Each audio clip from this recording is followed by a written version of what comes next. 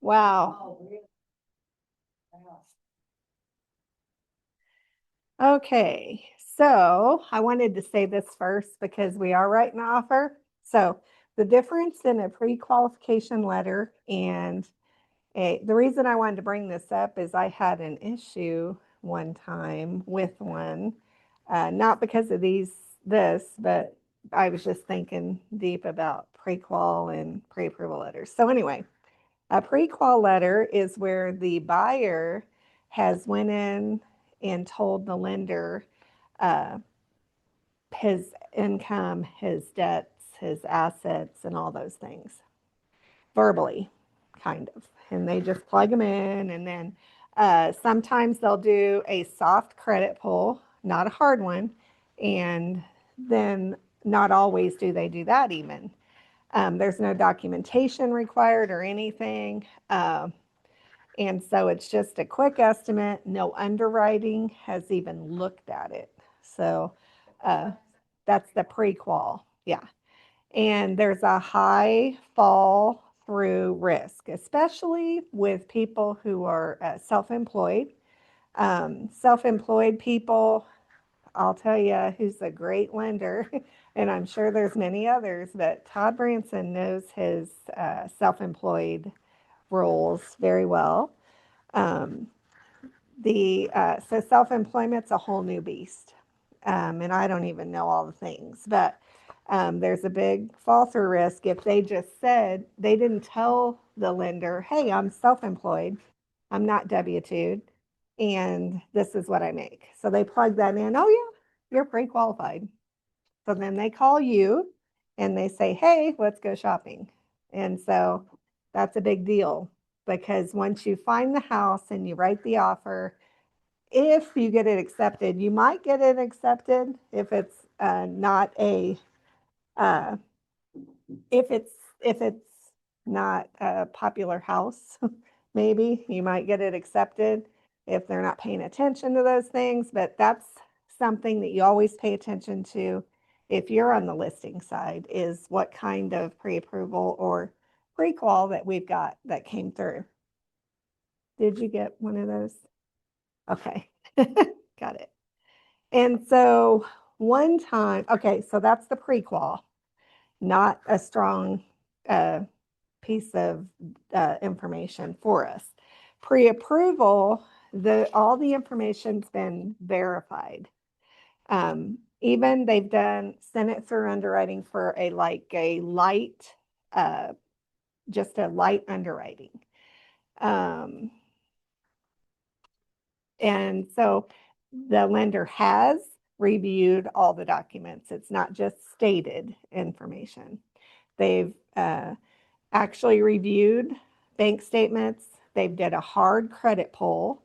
They've calculated their debt to income. And sometimes they've even ran it through what they call automated underwriting. So uh, buyer is financially vetted at that point. It's a much stronger offer. It's more creditable, lower risk of surprises during underwriting, which is what you want because you don't want to take a buyer out 15 times, show them houses, write the offer, get it accepted. Went through 20 people making an offer and we got ours accepted, which is highly unlikely if it's a soft pull just a pre-qual letter. And but if you did, you wouldn't want it to follow through in the middle. You've heard of financing falling through during, you know, purchases. That is how, basically. Or if they change jobs or quit jobs, there's been people that quit their job the day before closing. Like, that's not okay. I did HR and they were calling even on me the day of, the day of closing. So they do still check all the way through. So I just let our, buyers know that stuff. The reason that this even came to my attention for you guys was like, I could tell you something. I had one that was pre-approval, and then they will also outline all the things in a list of what needs to be done to get this offer, to get them to buy a house.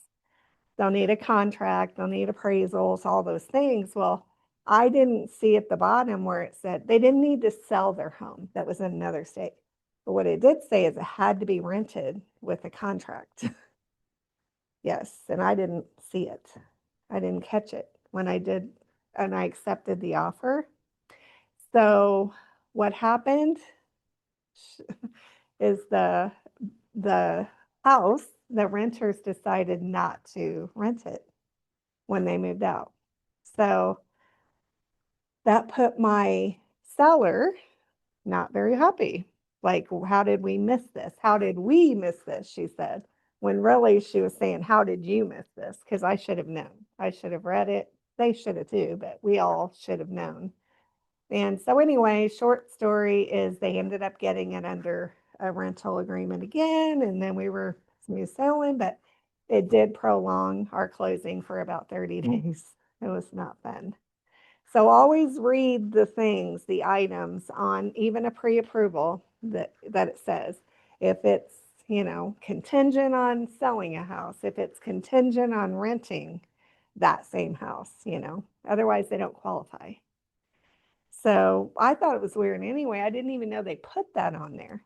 Because to me, I always thought it had to be rented a certain amount of time before it was even qualified as a rental, but what do I know? So that was something I just wanted to drop to you guys. Do you have any questions about that?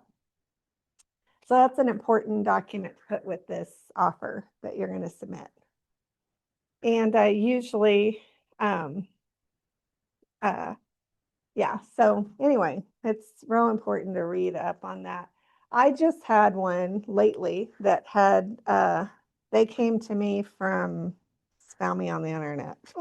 Those are always scary, but found me on the internet, and they're qualified for 500,000, sent me the pre-approval. Okay.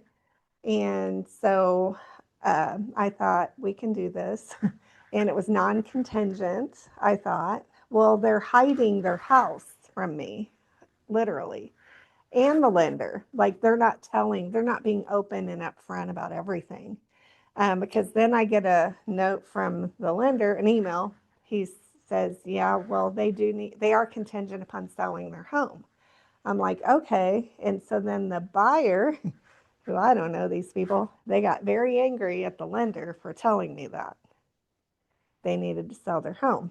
So anyway, I didn't know till after we were out looking at homes that this had all happened. And they're pretty upset with the lender for telling me that. We all have to be in a working relationship and be honest and open with each other. And so anyway, they're just that kind of people. So people that come off the internet, beware. They're different. They're secretive, and it was because their home in Independence is one that has to be sold to an ugly house people, she said. So when she told me that, I'm able to give her some people in our office who will buy it, and let you live there while we're looking for another home. Just she got angry over everything. So I'm like, we're not a good fit. So one more strike for her. Twice I've been hollered at by her. So one more strike and I'm sending a cancellation to her. So, and don't feel bad about doing that if you do work with a buyer that isn't very conforming. Sometimes you got to do it. And then they're like, so yeah, not always are buyers a good fit. But here we are. We got their pre-approval. Everything looks good on it. We're going to write an offer on a house in Raymore that's $350,000. And so the first thing you do is you call the other agent and make sure you find out what's important to their seller. Like, is it time? Because your lender can close in 21 days, but yet they need 60 days because they're building a house or whatever. So you want to find out all those good details. Call the other agent. Yeah. And sometimes they don't answer, and sometimes you just have to text, and sometimes you don't get any answer at all. which is unfortunate because in order to be in a good working relationship, we as realtors need to be able to communicate. So our office is really good at calling before they make an offer and finding out what's important to our seller and everything. And you can pretty much bet that when we send an offer through, that it's going to be a good offer. Like it's going to be competitive. We're not going to have a bunch of open spots on our contract. Our pre-approvals from a local lender. Local lender's always good because when you're trying to, once you get under contract and you have a lender that's like in California, for instance, just keep in mind you can have a local lender. They can be right here in like Overland Park, say, Kansas City, Raymore, but then their underwriting department might be clear in California, put it that way. Find out if you don't know about the lender, you can call the lender and find out, which I highly suggest too. Those people didn't like that either, that I was talking to their lender. Well, I talk to all lenders and every deal that I've had, that's the second time I've had that in the past year where they don't want me talking to lenders. But it is our job to find out more information, not anything personal, but are they a good, strong, buyer? Those things, I don't see anything wrong with that. I'm not asking how much they make or, any of those personal details. I'm just wanting to know, are they a good, strong buyer for my property? So anyway, I'm telling you both sides because that's how you're going to know how to write a good offer. So anyways, so here we are, Raymore House, 350,000, seller Sally, we can just do, unless you have a better one. We're just going to call the seller Sally and the buyer Barry. Okay, so up here, we know we've looked on the, I always look on the seller's disclosure that's within our MLS and to get the name, because a lot of times if it's an estate or something like that, it's not going to be reflected in your tax record yet as such. The owner's going to be the, their name, not the estate's name sometimes. So I always go off of what they put on the seller's disclosure. And so just keep in mind that if that seller's disclosure is not accurate, it can be changed, which you'll find out once it goes through title. It can be changed by an amendment after the fact. Like all contract documents reflect the seller name as blah, blah, blah. Oh, you're fine. You were fine. Okay, so I think some of the mistakes that are made, I think this is worthy too, is on these contracts are missing deadlines, incorrect legal names. But see, all these things, legal names can be fixed. Missing deadlines, not so much. That's like, we don't want to miss deadlines. That's why they hired a licensed realtor to keep them, the buyer wants you to keep them in tune with what's next. The other things, leaving blanks, misunderstanding the word as is. A lot of sellers, by the way, want to list their properties as is. I don't like listing a property as is. They're like, well, we don't have the money to do anything. Well, as is kind of pushes people away. Some people, if you want all people to be able to look at your property and have the ability to purchase, got to keep that word out of there, that as is. If it truly is as is, like, I don't know, sometimes family members buy a home or inherit a home and they want to do all the as is thing. I just try to keep it out of my listings. If once they do their inspections and everything and they come back with what they want, it might not be anything that's an issue. They might want to go ahead and fix it to get the deal through to the closing table. So I say wait until we do the as is piece. Weak or unclear contingencies. That's usually, I think, when they're written in, handwritten in contingencies in the special notes section, which is right here. Additional terms and conditions. If you do write anything in there, like contracts contingent on, blah, blah, blah, make sure that it's clear what it's contingent on and what constitutes the contingency.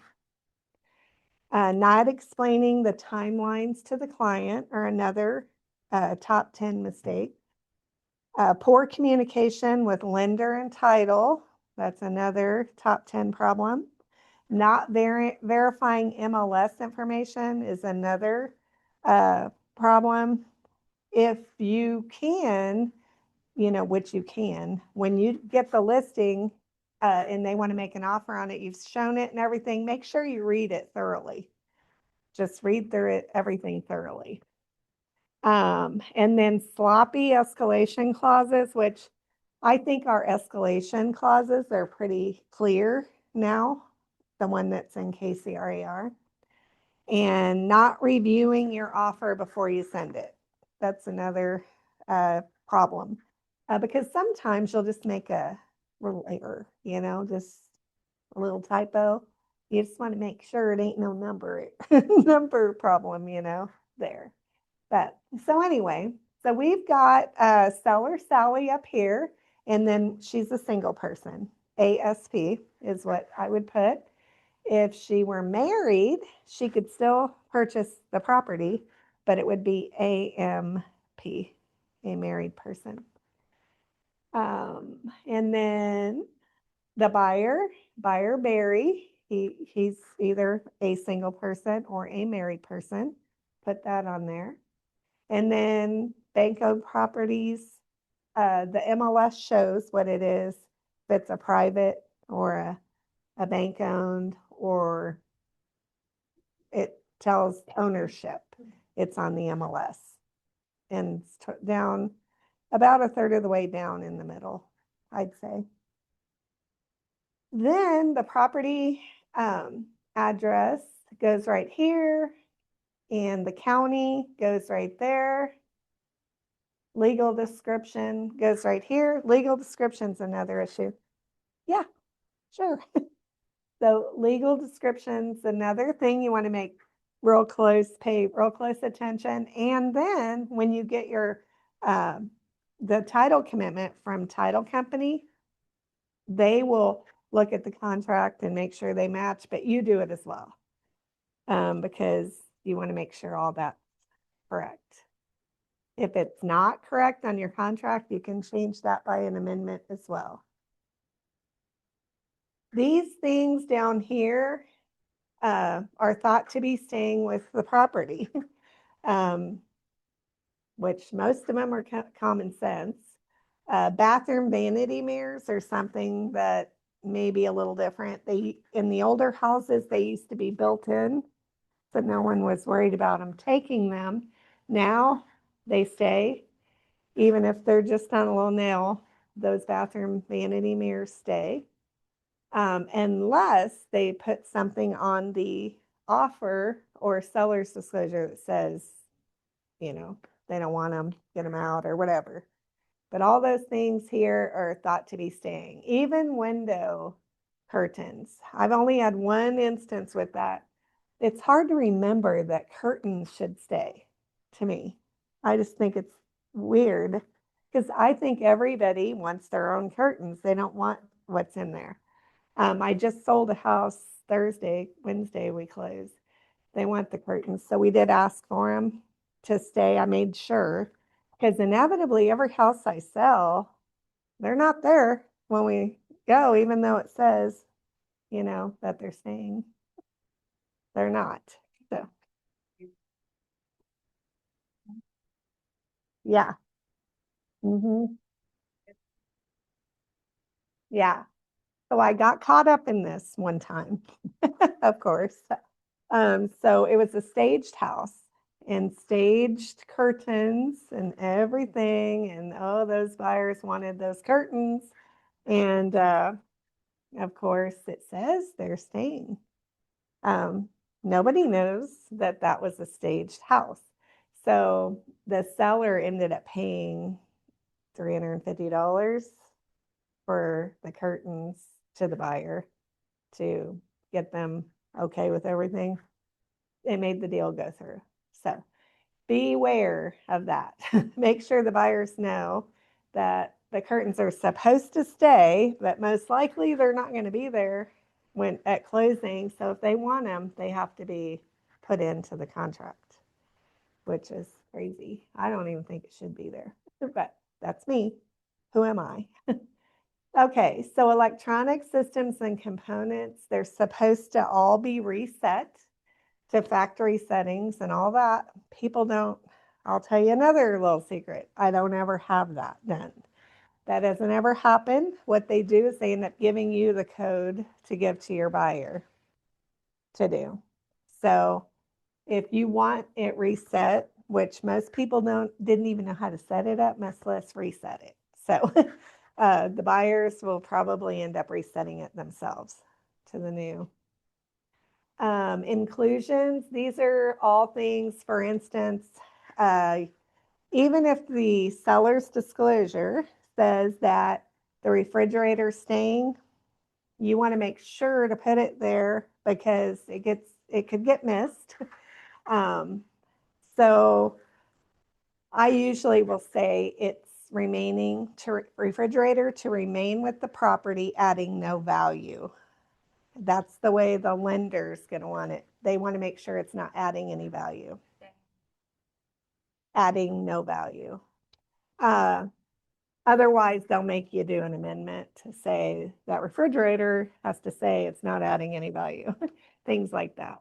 I haven't had that for many years, but back in the day, they were always telling me that. Maybe because I'm wording it that way now. I don't ever hear anything. Here, these supersede the seller's disclosure and are not considered to be part of the property and are not included in the sale. I don't ever have anything there typically, but it supersedes the seller's disclosure. So whatever it says, if they don't want something that is staying, put it there. Just like you want something up here or you don't want something down here that's actually staying. This is where you could put additional terms. Sometimes you'll notice in MLS, there's no seller's disclosure. In that instance, I'll go by the MLS for the names in the realist tax record because I don't have the seller's disclosure, but yet I don't want to wait and let someone else get this house. So I want to go ahead and put here contingent on review and acceptance of seller's disclosure by buyer is what I will put. Because I don't want to wait and miss the house because I didn't get the seller's disclosure, right? So they still get to review and accept it. Just remember, once they review and accept it, do an amendment to remove that from the contract. Yes. Yes. Yep. So then, right now we're starting to be able to get some home warranties. So if a buyer goes through the house and says, "Oh gosh, I don't want old HVAC units, I don't want that. That's a big expense." Okay, well, how about we do this? Seller's probably not going to put a new one in there, or they would have already done it. That's what I would have thought. So I would say, let's just go ahead and get the home warranty to cover those for 1 year from the seller. This is if there's not a multiple offer situation, by the way. If there is, you're going to have a clean slated offer. We're just acting like this house is not in multiple offers, okay? It's just one out here and we're gonna buy it. So it does have older HVAC units, they furnace and AC. So we're gonna go ahead and ask for a home warranty so the buyer feels comfortable. They can save their money every month in an account and then at the end of the year, get a brand new one, you know? So that will buy them some time and make them feel more comfortable about buying that house with an older HVAC unit. And then you just check that box, find out which one you want to use, and then since I'm choosing it, I will say the buyer, well, right here it's the buyer agrees to purchase, the name of it, and how much the deductible is.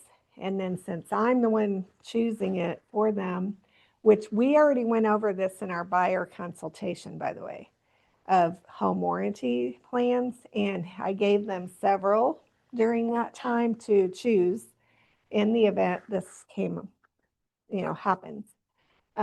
By the way, they can go ahead, even if we're in multiple situation offers, they can still purchase that themselves.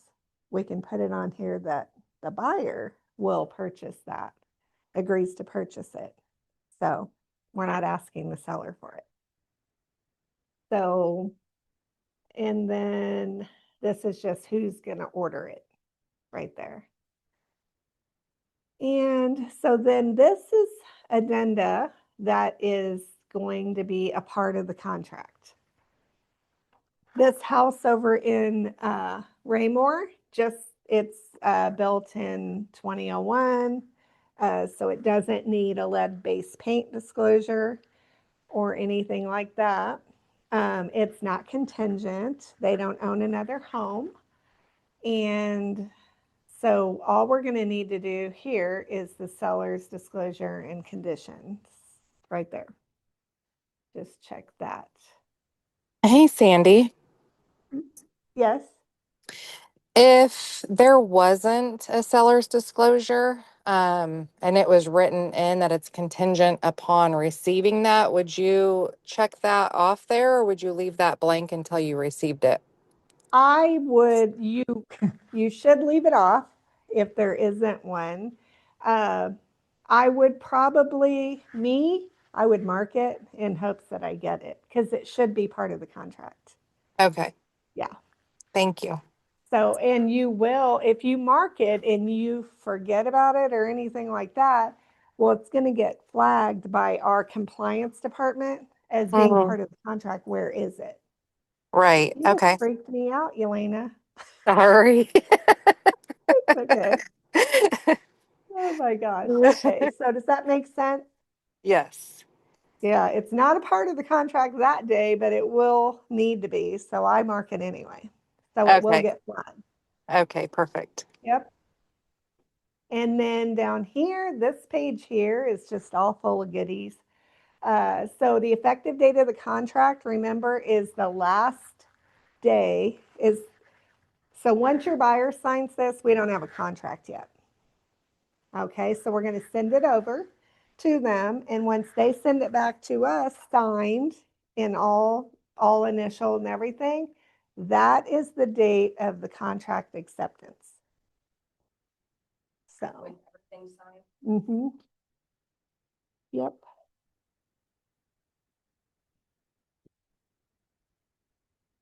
And if we got counter offered, it's the date that got signed. So it just carries over to the counter offer. But we're acting as though we weren't counter offered here. We're keeping it bare bones. So this seller's disclosure, remember this contract here is for the buyers and the sellers.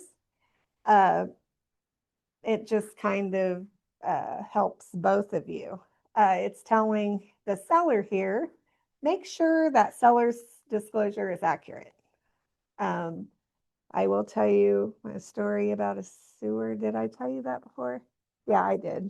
On the listing agreement, where the buyers came in and bought it The neighbors told them they had all kinds of sewer problems. And so then the buyers of that house had forgotten about the seller's disclosure, and it did say who did the sewer work. And oh, by the way, the same people they called, because they had a backup, was the same people on the seller's disclosure. So they said they recommended those people to do all this stuff. Well, recommend, and I mean, do they have to do it? They didn't. And so anyway, that was their saving grace because they ended up calling the same people. So just make sure to tell your, if you have a seller, tell the seller those things, be accurate. There's no harm in too much information. It just really puts them in a better position and not in lawsuit mode for the buyer. So, this is the entire agreement, the things on our addenda, and then any modifications that we make to it after it's all signed has to be done by an amendment. So parties, it just talks about who the parties are to the contract. And so basically it's all about who the parties are. So if you ever get bored, you might want to read that. But the one thing you want to make sure is that you mark if the seller or the buyer or the agents are related in any way. They want to know that.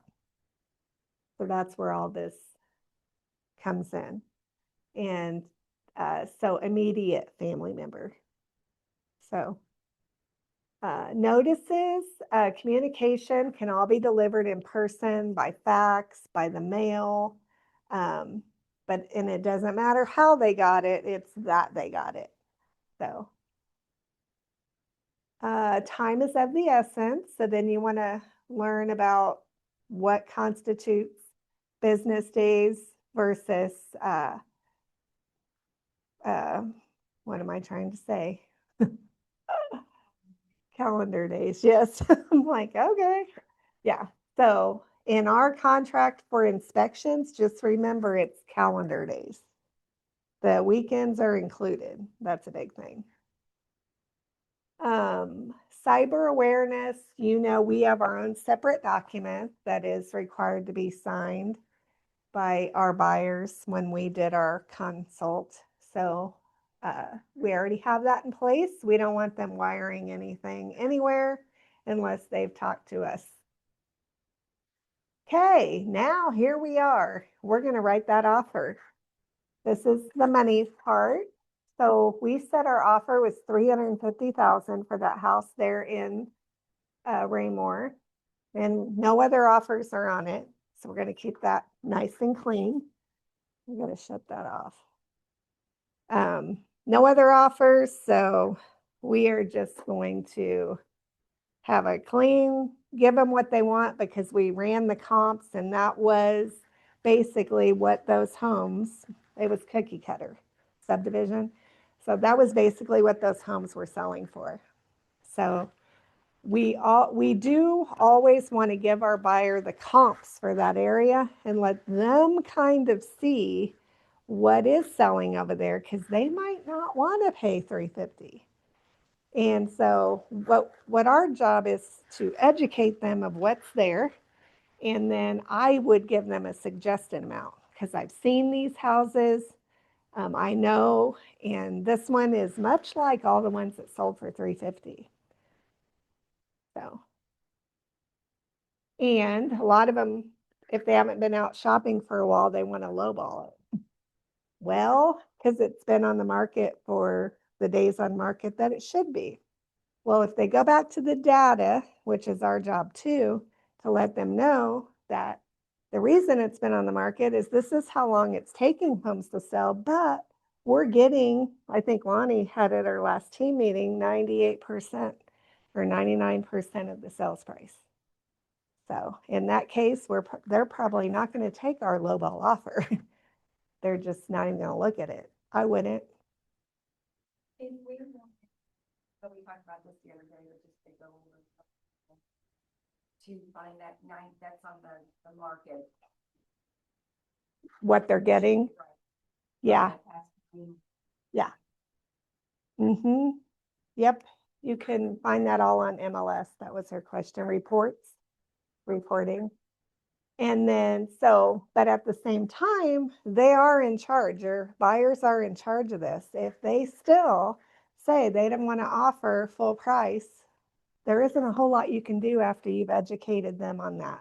They're most likely not going to get it accepted, but go with what they want to do and let them see. Sometimes they have to feel the pain a few times, lose the house a few times before, they get one. So then here, I usually mark this to 5 for delivery of the earnest money. And if this money doesn't get to the title company on time, you can actually be out of contract, lose your contract. So it is very important that you stay in tune once you get your offer accepted and it's calendar days as well. So that's why I put 5, because it gives them through a weekend if needed. So, and seller, see, if the earnest money is not delivered during the delivery period, the seller may cancel the contract by written notice once the delivery period has ended and prior to delivery of the earnest money. So you don't want to do that to your buyer.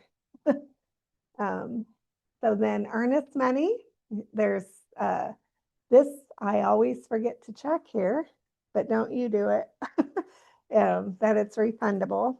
If it's a new construction, a lot of times it's not refundable. So just keep that in mind too. Then electronic fund transfer, ACH or check. I mark that one typically, unless they do something different like a money order, then you would put it over here. Right here. It's hard to see, actually. Yeah, it's so hard to. And they always ask me, how much should I give for earnest money? I say 1%. 1% just shows the seller, okay, you're probably not going to walk away when you're outside of all your contingencies, like you've met them all, and another house pops on the market over here, you're probably not going to walk away and lose your $3,500, if I did not shut that off. So that's why it's, I feel like it's some skin in the game. So 500, sometimes you'll get a first-time home buyer, a VA buyer, or something like that. They'll say, all I got's 500. Well, if somebody else were to make an offer at the same time and they were stronger, in every other aspect, you might lose it over that. That's not a strong number, $500. Most people, 500 these days isn't that much. They'll walk away over that. Yes. Mm-hmm.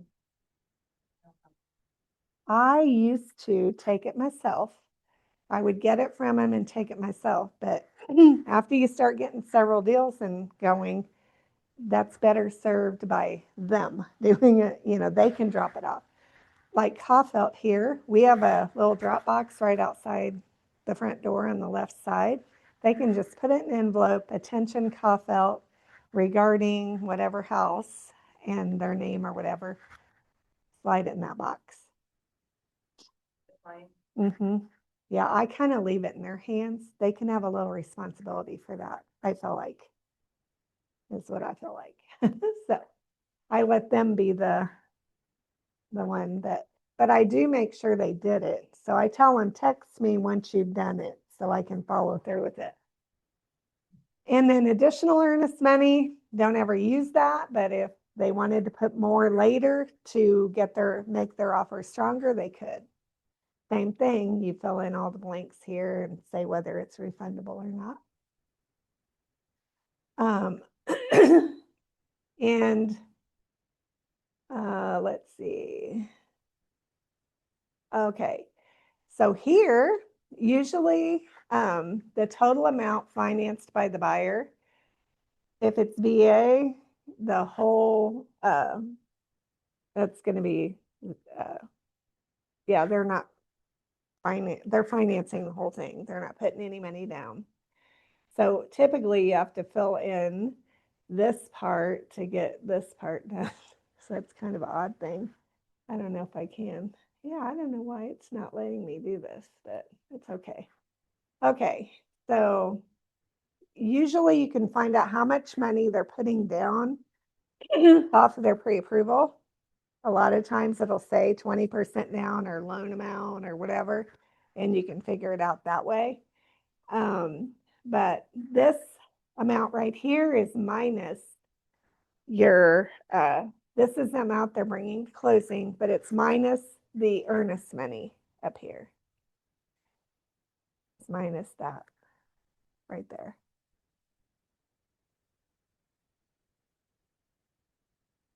So the whole amount to be financed, yeah. Does that make sense? I'm real good at that, aren't I? Yeah, and you can add it and come up to your price again. If you're not on the automatically calculated one. There's 2 forms in there. One will calculate for you, and one won't. So this part right here, this one was part of the NAR settlement that she used to not be here. You now, if you want to be paid for the real estate transaction, which I think we all do, you have to put your amount right there.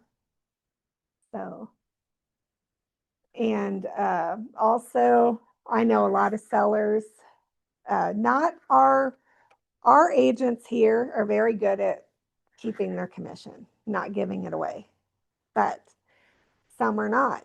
Some want to come back to you if you lowball them, like our buyers, like, yeah, I want to lowball them. Okay. They're going to come back and tell you, yeah, well, they don't want to pay your full commission. That was part of the NAR thing. They're like, we're paying full commissions to these people, these agents, to lowball our house. That's not okay to them. They didn't like it. So now they'll mess with your commission if you're trying to not give them what they want to. I won't give mine up. I just flat out won't. I just tell them, nope, somebody did just do that to me. And I just said, no, not happening. Right. And mhm. Yeah, now it's transparent. But my buyer absolutely did not have funds to bring to the table because when you do your buyer consult, they're the ones paying this. But oh, by the way, we're going to try to get your commission paid through the offer. That's how I explain that. So if it's lower, then they're caught up paying the extra. And I know the people I've had don't have all that extra. So, because they're already paying a big down payment and all those things. So then I get people who want to ask for closing costs, which we are getting them in some areas of the metro. Closing costs paid. I just got 17,000 paid. Yes, I did. Yeah, on a new construction. That's pretty amazing. I thought, what? Okay, it worked. So closing costs, like I said, is a different, it depends on if the house is being multiple offers on it and things like that. If it is, you almost can't ask for a closing cost. You can't, because somebody in there really wants that house and they're not asking for closing costs. They'll even, they'll put lots of money in earnest. They'll do all the things. They'll do an escalation clause and all those things, but we're not even going to get into that piece. But so anyway, always know what you're dealing with. If this house here we're talking about doesn't have multiple offers or anything, just sitting there, pretty little house, 350. So yeah, let's try to get them some closing costs. And I might ask for 5,000 if they, just to see if we're given full price. And they might come back and go, we're not going to pay that closing cost. So you can add that onto the top. So then you just have to wonder, will it appraise? So that now we're going to offer 355. Okay. So we're back to negotiations during appraisal period. We have an appraisal contingency. So the seller can opt to not sell if the appraisal came in lower than the price as well. I've only had one do that. Yeah. And I thought we were solid. I knew the house wasn't going to appraise, just knew it. But I said, well, they're in a new construction setting. They put a lot of non-refundable money, probably 30 or 40,000. I don't think they're going to walk away, if the appraisal comes in low. And they said, okay. So we went ahead and we did our offer. Appraisal came in low and they said, no way, we're not selling, we're staying. So then my buyer, who we had about 20 days left to closing, to close that deal by the time we found out, because their lease was up, she's like, okay, Sandy. I'm like, what? She said, where are we going to live? I go, well, you're going to find 5 houses that you want to see. And so we went and looked. She goes, how are we going to do that? You're leaving out of town Friday. I said, well, I'm not now. So I had to stay back. But we did find a house and Todd closed him in that 20 days. So luckily, yeah. So anyway, it's all about, the reason we got into the appraisal piece is because adding it on to the top of the price. That makes sense. You have to make sure it'll appraise, in other words. Okay, so these are just some terms for financing. Flood insurance, they usually determine that. Lenders and insurance are always looking at flood maps and things like that. Lenders don't want a house in a flood zone, and insurance companies want to charge you some extra dollars.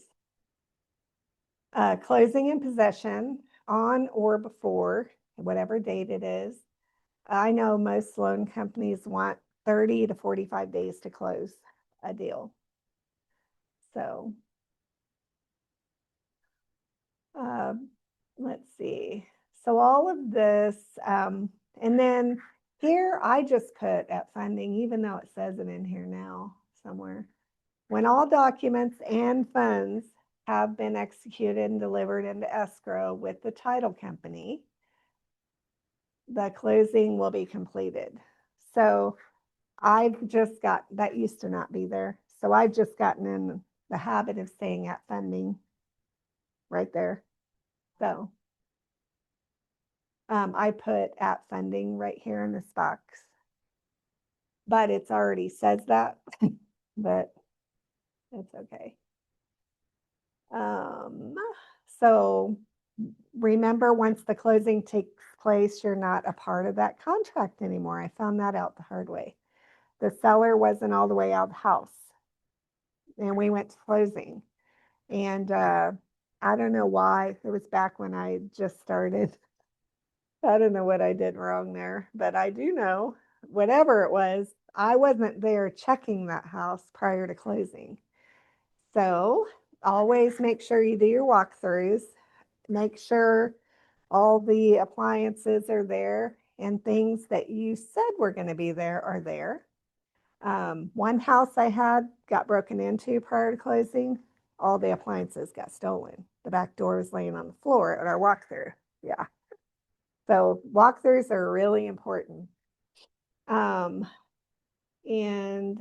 let's see oh yeah, I did find out because I didn't do the walkthrough. I don't know what happened back then.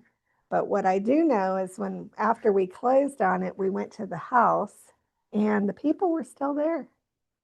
They were in the garage still moving and everything, and they told us to get out. Yeah, so I was like, okay. So I kind of left. And then they called the police on me, even though I left. I didn't say anything. I just said, when are you guys going to be finished? And they were like, call the police. So the police came and they said, well, you're not a party to the contract anymore, so you do have to leave. That was a weird feeling, leaving my buyer there. That was in Lee Summit. So always, I just had to, he said he'll figure it out. The buyer did. And yeah. So always make sure you do your walkthroughs prior to closing. I'll do one a few days, maybe 3. If there's repairs that were made, do one midweek, the week before. And that's so it gives you time to get those things fixed if they're not working, if something's not working, right? I just had that too lately. Do you Yeah. drive by right before your closing to make sure that people are out? I go the morning of closing by myself, just to make sure everything's good. Yeah, so I just had the day of closing. It was a crazy deal with a crazy agent, and I won't name him, but I'll remember him. It was absolutely crazy. So we got to the closing that day. The furnace wasn't working. The buyer, first time home buyer, very upset, had tears in his eyes, like, really? And so I said, well, let's get a HVAC guy here. We did, got him in there, and the furnace old, couldn't get another one or parts for it either. So I said, how much is it? 2,200. So I said, well, I'll pay for it. So I just put another one in, and the deal went through. It was more of a matter of doing the right thing for the buyer, because the listing agent would not. He said, I'm not putting another penny into that house. So I did. And sometimes you got to eat stuff. I mean, I just wanted to do the right thing for the buyer. He'd already paid for inspections and all these things. I just couldn't leave him sitting there like that. And that was how the listing agent wanted it. His broker wouldn't do anything because she didn't know even that his license weren't hung at that office. He was actually out on his own doing his own brokerage thing. He's a broker, so he is doing his own thing. So just realize, always know what you're working with. Not all real estate professionals are professional. So just keep that stuff in mind. Just do what's right always, is the way I always look at it. What we were just talking about was the appraisal contingency here. If the appraisal comes in lower, they will have 5 days after you send it over to them to decide what to do. Sometimes they'll want you to pick up the gap, but most lenders won't allow the buyer to do that. They just want them to sell it for the appraised value. Okay. Yeah, sometimes you need an appraisal gap waiver with it. Then they probably will. But you got to make sure they have cash to fill that gap too. The lenders will, so they'll want to know about that. So it can be paid, the gap can be paid. It's just an appraisal gap waiver document that has to be with your contract. And I don't ever like I'm not a fan of that. Just because I don't want my buyers buying something that isn't worth what they're buying it for, right? I don't want them upside down like that. Okay, and then if they don't come to an agreement after that appraisal came in low, then either party can cancel it within the 5 days. This is important right here to say if the contract is contingent on another home or not. So make sure you don't leave that or mark it incorrectly and say it is contingent when it isn't. Had that happen with the transaction coordinator one time during a hot market. So it's not something you want to happen. So if you ever do get a TC, review all the contracts before they go anywhere. because we're still responsible no matter what. And then this is just basically if they're going to get a different loan, like go with a different lender, that's a quick thing. It's got to happen real quick. It can't happen midway through a transaction. I've had that happen too, by the way, and they not tell me. So that's every week you should call the lender once your contract's accepted. If you're a listing agent. But because of this, it says in the contract that they won't, if it costs the seller any money or change closing dates, it shouldn't happen, but it does happen. So, and it's all about is will we continue or not, with the transaction. Then here you want to make sure to mark if they're owner occupied, meaning are they going to live there or is it an investment property where someone else is going to live there? Then make sure you mark your financing types here. Interest rates, I usually just do fixed rate. I haven't had any adjustables or anything like that. But if it were an investment property, it could be that it's an interest only type thing. And then amortization period, how long is the loan for? 15, 20, 30. Trump says 50. No, I don't think that ever got through. But principal loan to value. So if they're putting down 10%, then it'd be 90-10 is how I do it. Or whatever the percentage they're putting down. And then I haven't ever had a secondary loan come up. So I don't even know how that works, but a lender would. So primary loan, there I just do the prevailing rate at closing because typically once they get their pre-approval and all that stuff, once you give them a contract, that's when they lock in the loan. But there is a lock-in period and there's all kinds of things that go into play there. So if we get outside of the lock-in period, has to be relocked, that rate could be different. That's why I put prevailing rate at closing. So then I usually fill in this part here with who they're pre-approved with, the phone number and their email. I make it easy for the listing agent to call my lender real quick. This is just saying that the buyer is going to do all the things to get his loan approved here. And lender appraisal requirements, I put a 0 here because once that appraisal comes in and it says at value, whatever the price is, and then it'll say conditions if there's like peeling paint, loose handrails, things like that with FHA. So I put 0 there because when that comes through, that's when you negotiate those things. Appraisal came in at value, but they don't like that handrail on the front. It's weak, it's not stable. They want it replaced. Who does that? You guys usually figure it out, but most of the time, the seller will do that repair. So that's why I put a 0 there because we don't know what they're going to be.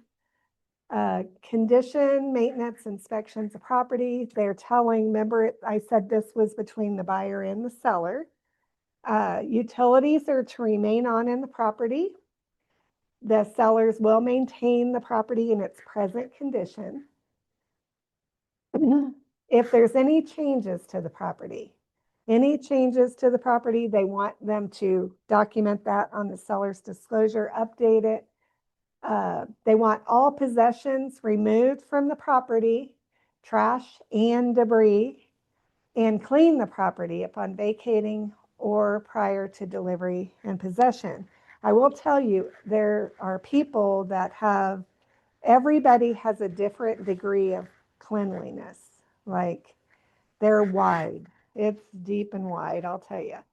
So make sure your buyers know that when they take possession of the house, it may need cleaned again. It may not be to their, their specs, but just tell them that while you're doing this, okay? And that way it won't be a surprise when they go in there and it isn't perfectly clean. But ovens always are dirty. I'd say 90% of the time. Refrigerators always have crumbs in them 90% of the time. So I tell my buyers that while we're doing this. They want the buyer and the seller to agree to consult with their insurance companies for coverage between completion and closing and possession. That's usually done by the title company. They keep it insured and they make sure that it changes hands accurately. Okay, so now all of this here is if something happens to the property. We're like 1 minute over, but I'm going to go real fast now. So I'm just take too long. So all of this here is if something happens to the property, the key is the seller has to get it back to the way it was. And then if it doesn't get back to the way it was, they can cancel, like they cannot move forward. But that's like there's a fire in the kitchen or something like that. I've not had that happen except for the appliances stolen, the door was down. They put it back like it was supposed to be. Buyers inevitably want to know where their property lines are. Don't ever get caught up in, oh, they're right there at that tree and that tree. Don't ever do that. Tell them to go on, if it's Cass County and this property, it would be GIS Cass County and put in the address and it'll show approximate lines there as well. They're only approximate. The only way to get an accurate property line is through a survey, which the buyer would pay for. And inspections, default is 10 days. In the winter time, I will add a few days if we're not knowing if it's going to snow or whatever. In the summer, you could actually tighten that up if you were trying to get your offer accepted in multiple offer situations. Say, I'll have them done in 5 days, but make sure to call your inspector first and see that that can be done. So that can move. You can do it however will work for you.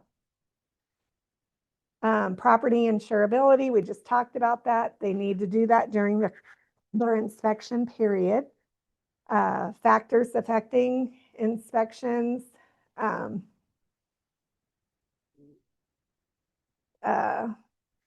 Different things like, for instance, a garage will have boxes all up against it. I usually, if I'm a listing agent, I will say move those a little bit so they can see back there with a flashlight so they know we're not hiding anything. The other thing, factors that harm inspections or make it hard to do is if it's snow on the roof or rain or things like that and make it slippery. That hinders our inspection. You can always have them come back though, but a lot of them will charge extra for that to come back again. Access to the property and re-inspections, the seller saying, yes, I will allow the buyer to have access to the property to do re-inspections or inspections and or final walkthrough. Damages and repairs, a buyer will be responsible and pay for any damages to the property resulting from inspections. So keep that in mind. We are liable, and I tell the buyers that while we're writing this. Contract quality of repairs. If we ask the seller to do any repairs, we want them done in a good quality workmanship-like manner with good quality materials. No cheap crap, we want it done good. Wood destroying insects. The seller already agreed in their contract that they would have the property treated if our inspector says it has termites. Then your inspection period, you have to deliver all of that stuff within the inspection period. That's a big thing. And it's also our responsibility to keep track of those dates. If we say inspection period's over in 10 days, make sure that we've done all of our reports and that the buyer has looked through all of those inspection reports, all of them, and sent you a list. I usually have them email me a list of things that are important to them, that they will not buy the home in the event these are not fixed. So it's not a maintenance checklist for them. And just make them realize these are deal breaker items that they will not buy the home if they are not fixed. What if the buyer does not conduct inspections?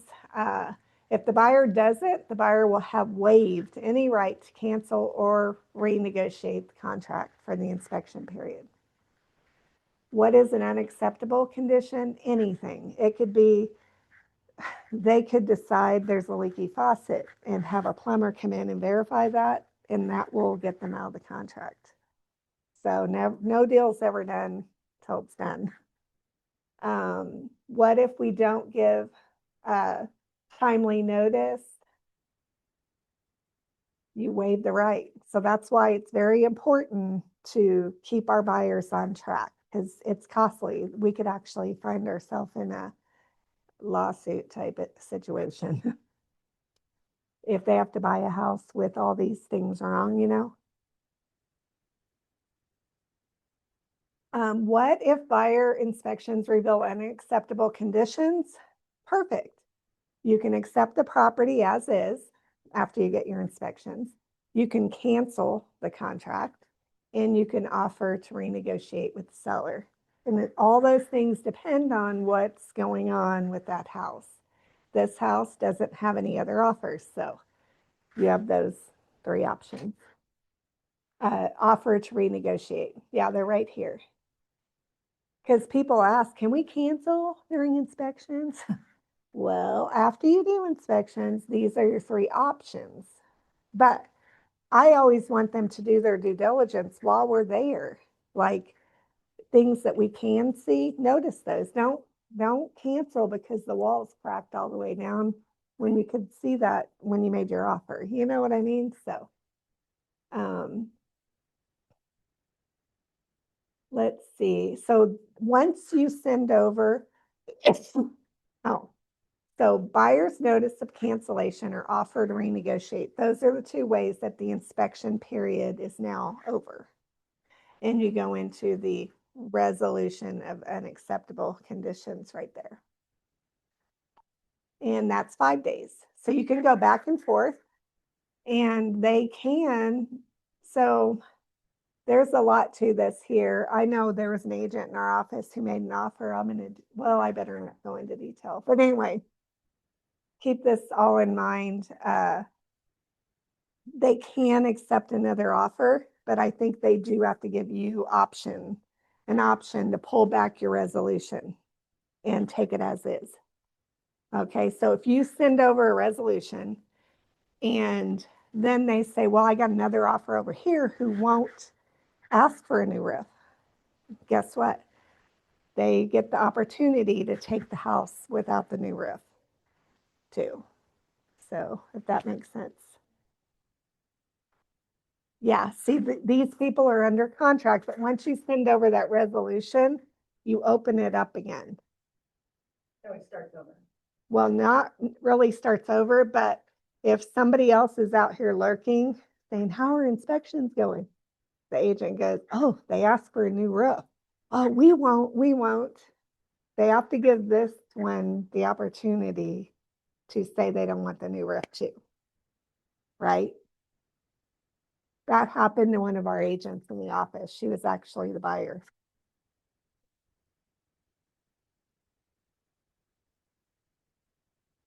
Say what? Yeah. Yeah. You can, yeah, because you only have fiduciary responsibility to the one you signed a listing agreement with. see what I mean? So. Remedies, defaults and remedies, there's 101 ways to default in a contract.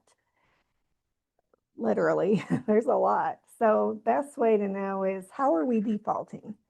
But the fact is, if there is an issue with the buyer and the seller, listing agent and a buyer agent, we can do a dispute resolution right here, have a round table if it's for anything under $5,000. We can all meet and try to figure all this out, at the table.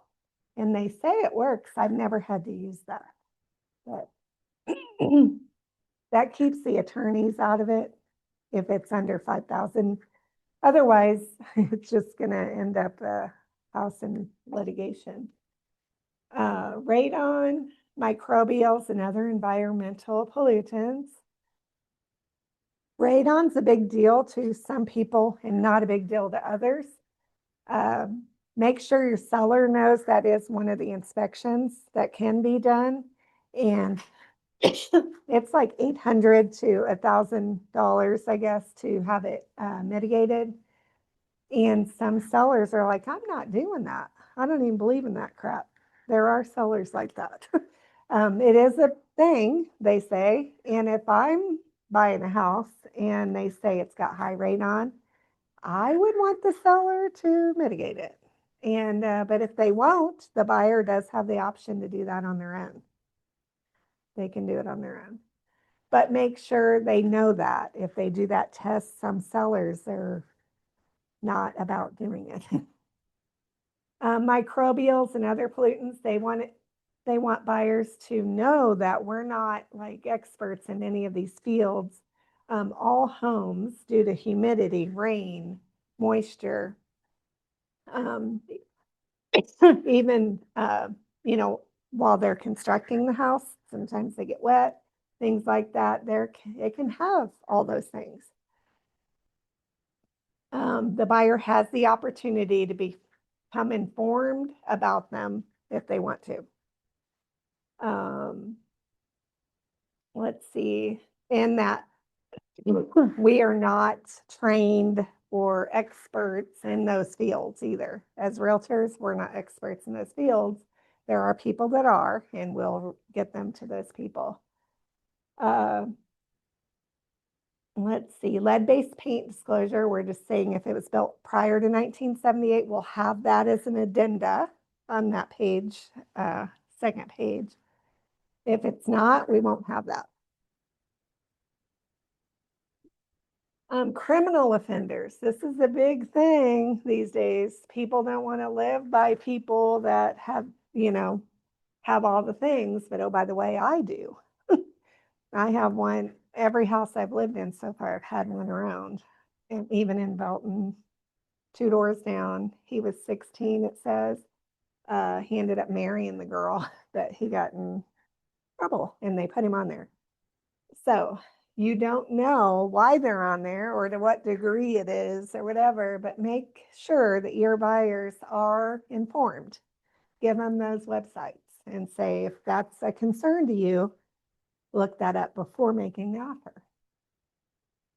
Franchise disclosure. We are a franchise. Each office is independently owned and operated. And that's our disclosure for that. Brokerage relationship disclosure. Remember, we talked about that in the other 2 contract classes. It talks about it in every contract we have. Here it is again. It wants both buyer and seller to know how they're being represented. And you can get, so in this case, look at the MLS sheet for how the listing agent is being represented. That's where it'll show that. And then the buyer, of course, how are you representing them? Source of broker compensation. I have a broker admin fee. I don't call it a broker fee, but it's an admin fee. And so I, as a buyer agent here, I'm going to mark seller for my commission, buyer for my admin fee. So both of those will be marked. Sometimes buyers freak out like, what? What is that for? Oh, that was for the admin fee we discussed when we did our uh, buyer presentation. Make sure that this is signed when you send the offer over right here. And that the buyer, Barry Buyer, signed too. Right there. And they're collecting, the admin fee at the closing table? Yes, we can never be paid outside of the brokerage. So always through the broker. It's paid on that Alta statement. Earnest money and deposits. This is basically just saying when we get it, we're gonna be timely in getting it to wherever it goes. And you may want to read through all of that, but basically it's taking care of the money in the proper way, and that the title company will even take care of it in the proper way. Taxes, prorations, and special assessments. You'll know about things, special assessments like on the realist tax form, taxes, prorations, and all of that. So the seller is going to credit this buyer. So they're going to credit this buyer from January 1 all the way to closing. This buyer will be credited on the Alta statement. Why? Because the seller used the property during January 1 all the way up until closing. That was always confusing for me too, as a new agent. I when I sat through the class here. Uh-huh. Them telling me, pretend every month is 30 days. I was Oh, like, yeah. "What that long?" David Cameron would be so mad. I know. 31 days and 30 days. I know. Yes. Uh-huh. Yeah. Yeah. So this is going to help though, help your buyer, because they're going to be credited some of that. And because they have to escrow quite a bit of money, 3 months taxes, insurance, and all that stuff. So then evidence of title, once this contract gets accepted, we're sending it all over to title, and then they start doing the chain of title work, chain of ownership and all of that to make sure that there's no problems, because there could be. Read those. Us as buyer agents are responsible for title commitments. So there could be leases for land, oil rights and stuff like that. I've had that before. I get them off. If they're old and I've been told, I see them on there and they were old. And they're like, it's old, it doesn't really matter. Then take it off. And really? Yeah, I don't want it on there. I want a clean title. So if I can help with that, that's what I'm going to do. Mechanics lien coverage. This just says that the buyer, as part of the date of the recording of deed and other documents, blah, blah, blah. Seller agrees to comply with the requirements of the title company for issuance of the coverage, meaning if liens pop up, they're going to help us get those things off. And we always want to put an expiration, because that leaves it wide open. And if you don't put an expiration on it, and your buyers are going to keep calling you and go, well, did they take our offer? Did they take our offer? And you're like, well, we didn't put an expiration date. Well, yeah, put one. It depends on the situation. So a lot of times in this market, you're going to see, oh, buyers or sellers are at the lake. Sellers are at a wedding. Had that just recently. I'm like, oh, are you kidding me? Waited up till midnight waiting for signatures.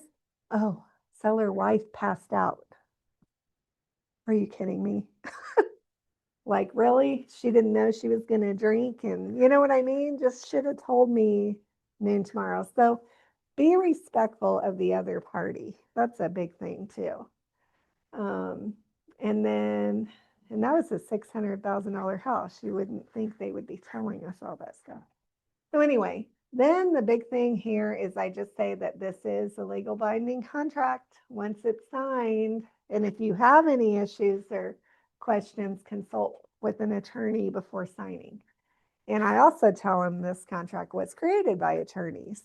They do that at KCRAR for us. So that's why we don't rewrite anything and, change any verbiage that's already there. And then we sign. Now, if it gets counteroffered, don't forget to check that box right there. If it's a counteroffer, the seller, well, they would check the box, but make sure they send it back over with the box checked, because you'll get gigged for it. And I always, when I'm sending this offer over to the listing agent, I fill out all of these, both sides. And you can get the listing side in MLS. While you're on there, you can click on the brokerage name and get the address and everything of it. So then make sure you sign right here. This is just saying that you prepared the form. And that, my dear, is the offer. It's kind of long, isn't it? You can call this on Dotloop, Yeah, and you take your computer with you. a lot. Okay. Yeah, if I've shown houses, I take my computer, because you never know if they're thinking about it. If you're going out of town, that's when they're going to do it. Always. And if you put a house on the market, haven't had any offers, that's when you're going to get it, when you go out of town, So just beware of that. Do you have any questions, you guys? It's pretty self-explanatory. Yeah.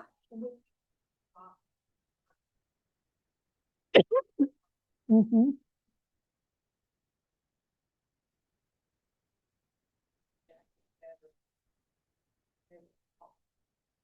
When you do the new agent, like, New agent it's hard for me to remember. command. It's in command when you're putting in the expected buyer or new client opportunities. Yes. Oh, okay. You know what? I will tell you, when I started, there was no command. So that came about after old dog can't teach new tricks, really, kind of thing. But I do know it's there and I know how to get there. So when you go into Dotloop, or when you go into command, that is the ideal place to start all your transaction. Put in your contact of all your parties in your contacts. That way you're not gonna not have them ever. Then you go over and open an opportunity. We need to have a class on that, I think. We could benefit from that. So how about, So you would start it. yeah. Yeah, no, it takes you through to Dotloop and you do all your work in there. But yet it'll upload automatically if you set it up that way initially. But if you go through Dotloop first here, it doesn't work like that. So there's two ways to do it. You can efficiently go through command to Dotloop, or you can do it not efficiently like I do and go through command and then put them in Dotloop. I mean, put them in command. That's how I do it. It will be. Yeah, it is a good class. It's good to know. I know it, but I'm at my, to the right, I know how to get to opportunities. to the right over there, there should be a drop down that'll say manually or Dotloop. Yeah, that's where it's at. Yeah, we could. I still will need to do the rest of my listing one. Remember the estimated proceed sheet? That thing will give clarity to you guys. When you're listing a house, like that opened up my mind to so much when I found out about that. It just makes you more knowledgeable.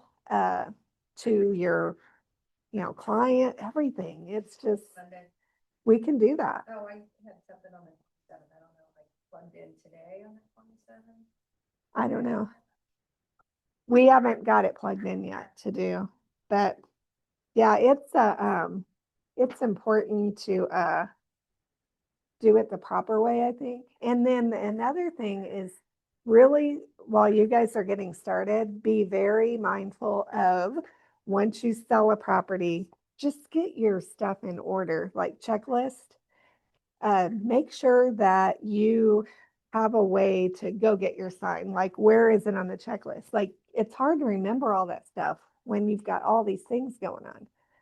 So have a checklist that will remind you, go pick up my lockbox and sign. Um, you know, change the MLS to sold.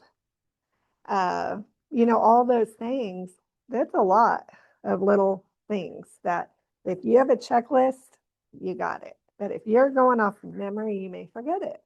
If you're over here listing another house, you closed and you're going to go get it, and you don't want the other agent to go, hey, are you going to pick up your sign? Are you going to pick up your lockbox? I've thrown a lot of lockboxes away. Oh, yeah. And that's true too. I will try to put one together. I do have one of all, not of that, I remember it, but I do have one that tells you about all the documents to get and keep track of. And if you're waiting for someone, I would put a circle, and I use that thing faithfully, and it'll hold like 12 deals across. Yeah, so you can put the addresses and show what you're missing as far as forms go and stuff. Really, really helpful if you use it. I'm a lot by memory these days. Yeah, I'm a checklist person, but I have to know what I need to have on there. Yeah, Yeah. it's just to make sure we have our process. So, but it's fun. Real estate is so fun. Yeah. So any other questions? I think the main thing after you get your offer accepted is to keep those dates in mind of your earnest money and your inspections, because if you miss those, oh, they can be very costly. Like, it's a huge thing. So hopefully that was educational. Thank you very much. Oh, Thank you. you're welcome.